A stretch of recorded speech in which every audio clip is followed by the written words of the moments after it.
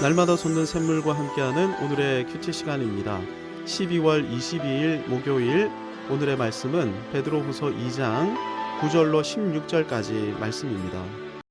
주께서 경건한 자는 시험에서 건지실 줄 아시고 불의한 자는 형벌 아래에 두어 심판날까지 지키시며 특별히 육체를 따라 더러운 종욕 가운데서 행하며 주관하는 일을 멸시하는 자들에게는 형벌할 줄 아시느니라. 이들은 당돌하고 자긍하며 떨지 않고 영광 있는 자들을 비방하거니와 더 큰 힘과 능력을 가진 천사들도 주 앞에서 그들을 거슬러 비방하는 고발을 하지 아니하느니라. 그러나 이 사람들은 본래 잡혀 죽기 위하여 난 이성 없는 짐승 같아서 그 알지 못하는 것을 비방하고 그들의 멸망 가운데서 멸망을 당하며 불의의 값으로 불의를 당하며 낮에 즐기고 노는 것을 기쁘게 여기는 자들이니 점과 흠이라. 너희와 함께 연회할 때에 그들의 속임수로 즐기고 놀며 음심이 가득한 눈을 가지고 범죄하기를 그치지 아니하고 굳세지 못한 영혼들을 유혹하며 탐욕에 연단된 마음을 가진 자들이니 저주의 자식이라. 그들이 바른 길을 떠나 미혹되어 부올의 아들 발람의 길을 따르는도다. 그는 불의의 삭슬을 사랑하다가 자기의 불법으로 말미암아 책망을 받되 말하지 못하는 나귀가 사람의 소리로 말하여 이 선지자의 미친 행동을 저지하였느니라. 베드로후서는 믿음의 형제들로 하여금 하나님과 주 예수님을 알도록, 그래서 믿음의 형제들이 은혜와 평강을 더욱 누리게 하기 위해서 사도 베드로가 기록한 서신입니다. 재미있는 것은 사도 베드로가 자신의 이름을 시몬 베드로라고 소개한 것인데요. 시몬은 베드로의 원래 이름이고 베드로는 주님께서 주신 새 이름입니다. 즉 시몬 베드로라는 이름을 통해 베드로는 과거의 나는 시몬이었지만 지금의 나는 예수 그리스도 안에서 베드로로 변화되었다. 과거의 나는 아무것도 아닌 무명의 어부였지만 지금의 나는 주님의 몸인 교회를 지지하는 반석 같은 존재로 쓰임받고 있다. 이렇게 고백하고 있는 것입니다. 이런 변화가 어떻게 가능했을까요? 하나님과 주 예수님을 바르게 알게 됨을 통해서 이렇게 변화가 된 것입니다. 그래서 베드로는 알에 대해 굉장히 강조합니다. 생명과 경건에 속한 모든 것을 어떻게 얻습니까? 우리를 부르신 분을 아는 것으로 이것을 얻게 되는 것이죠. 이 거룩한 지식은 우리를 신성한 성품에 참여하도록 이끕니다. 믿음에는 덕이 있어야 하고 덕에는 반드시 지식이 있어야 합니다. 이 지식을 바탕으로 절제하고 인내하고 이 지식을 경건의 도구로 활용해야 합니다. 이 지식으로 말미암아 형제 우애와 사랑을 증진시켜 나가야 합니다. 핵심은 지식이죠.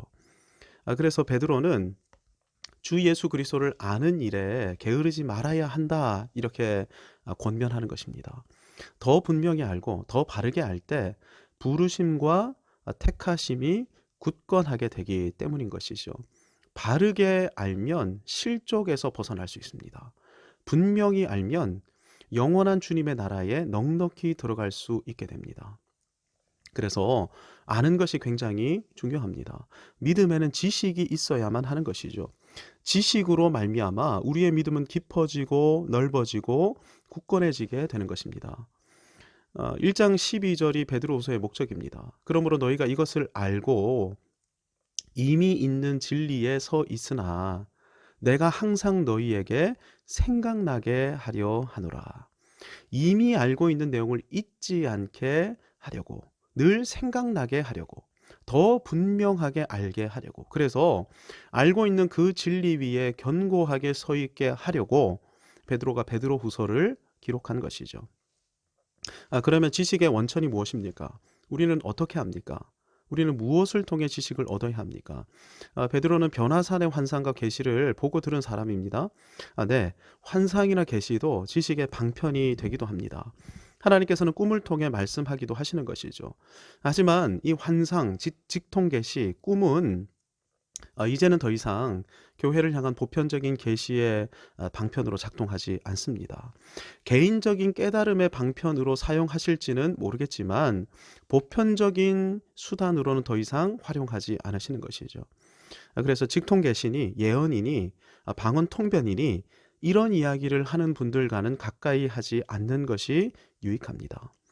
베드로는 더 확실한 예언이 있다고 밝히고 그것이 성경이라고 말합니다. 지식의 원천이 뭐라고요? 성경입니다. 하나님께서는 성경을 통해 우리에게 하나님의 뜻을 알려주시고 성경을 통해 우리가 알아야 할 것들을 말씀하십니다. 그런데 이단들 중에도 성경을 강조하는 이단이 있지 않습니까? 성경을 가지고 설교하는데도 뭔가 이상한 분들이 우리 주변에 상당하지 않습니까? 네, 그래서 1장 20절에서 베드로는 성경 해석의 중요성을 말하고 있는 것입니다.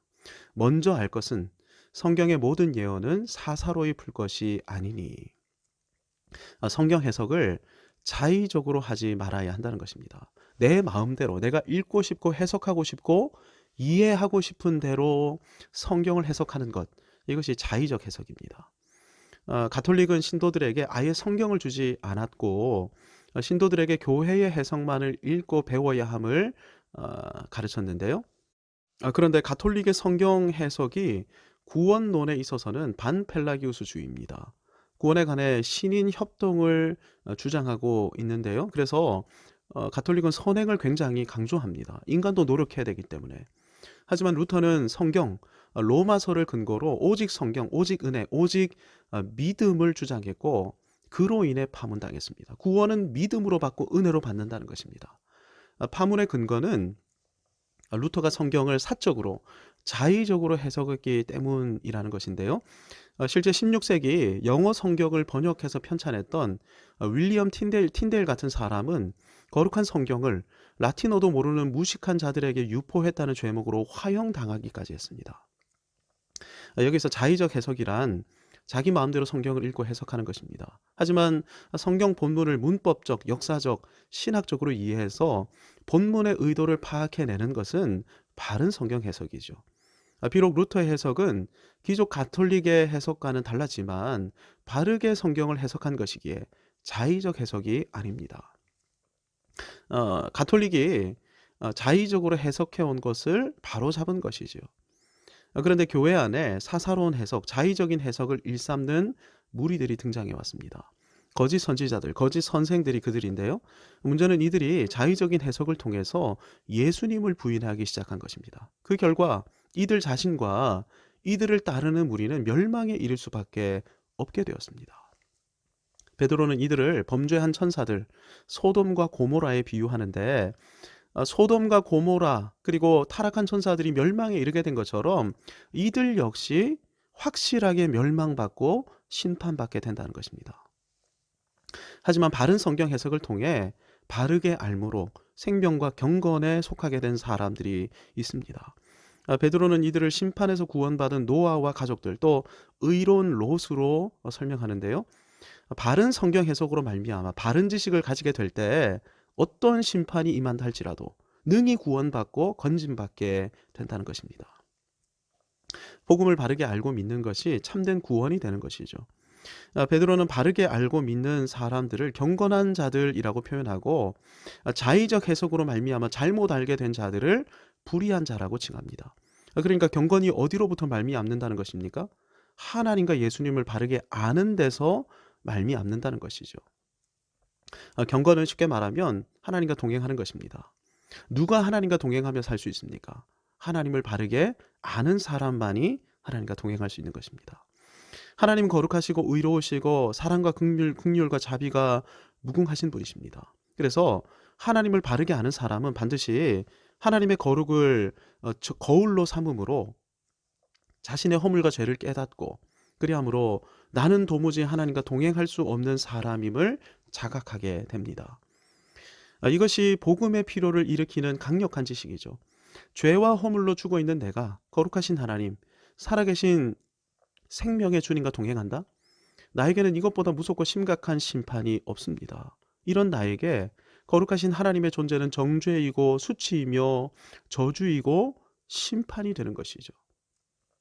이 사실을 알게 된 사람에게 예수 그리스도의 대속의 십자가, 이 대속의 십자가는 구원의 십자가가 되는 것입니다.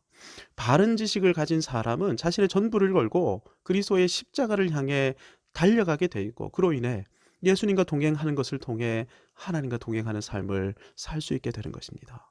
그러니 경건한 자는 시험에서 건지심을 받고 구원을 받게 되는 것입니다.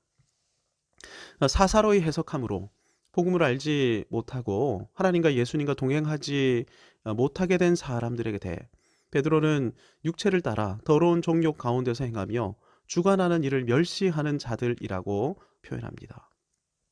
주관하는 일을 멸시한다는 말은 권위를 부정한다는 말입니다. 왜 사사로이 해석하는 사람들이 권위를 무시합니까? 권위를 부정합니까? 사사로운 해석 그 자체의 기준이 자기 자신이기 때문입니다. 이 사람들은 성경을 하나님의 권위 있는 말씀으로 여기지 않습니다. 그래서 성경을 읽어도 자기 마음대로 읽고 자기 마음대로 해석해 온 것이죠.